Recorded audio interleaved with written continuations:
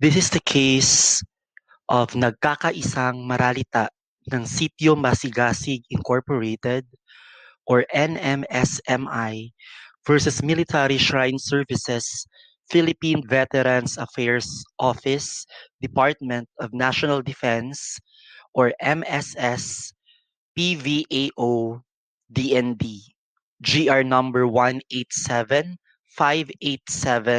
June 5, 2013.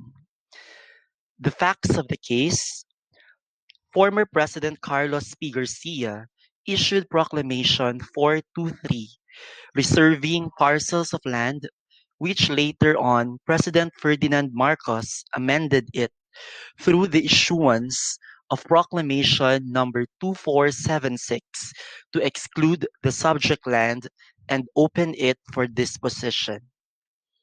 The proclamation was published in the official gazette without the handwritten addendum.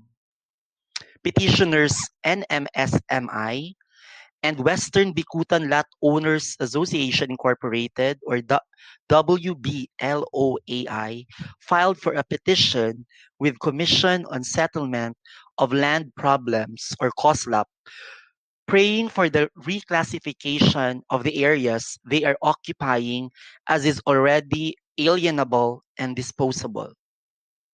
COSLAP ruled that the handwritten addendum of President Marcos was not published. Thus, the areas occupied by the petitioners are in question alienable and disposable. Respondent MSS PVAO filed a motion for reconsideration with the COSLAP but was denied. It then filed a petition with the Court of Appeals which granted it. Hence this petition. The issue is, did the lack of the President's handwritten addendum render the lots as inalienable? It was held that yes, Proclamation 2476 has no legal binding effect due to the absence of the President's handwritten addendum. The publication must be in full or it is no publication at all, since its purpose is to inform the public of the contents of the laws.